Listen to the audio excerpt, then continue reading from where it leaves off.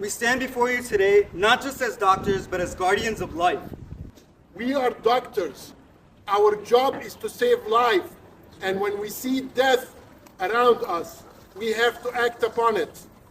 We are here today to tell the whole world, talk about it, be loud. Children are dying, not just from bombs, but from hunger, dehydration, from infections that would be easily treatable, only if supplies could reach them.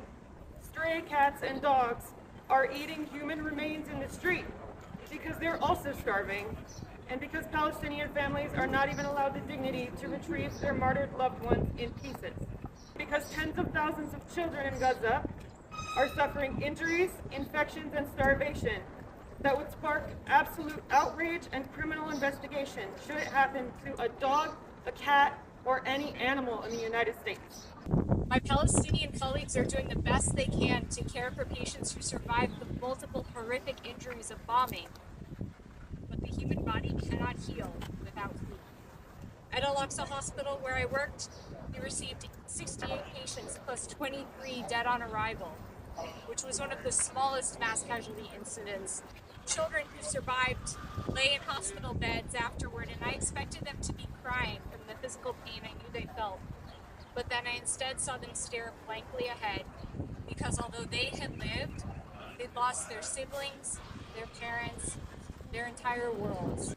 But the Palestinian nurses and doctors and support staff and the people coordinating the health system are still there working. They don't really need someone like me to volunteer. They need supplies to be allowed in. They need the bombs to stop. They need an immediate and permanent ceasefire. They need food for their patients and for themselves. They need this illegal and unconscionable blockade to end. We simply cannot abandon them. We are saying, not in our name, not in our name, not with our tax dollars, more than 1 million child are starving in Gaza. Do you have that quote about the children from a doctor who just came back from Gaza last month, how he described the children in their last minutes before they die from the starvation that the United States is imposing on the children. Kids that die of starvation don't even cry in the end.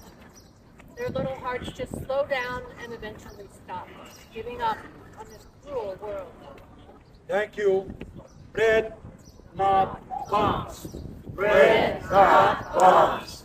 Bread, not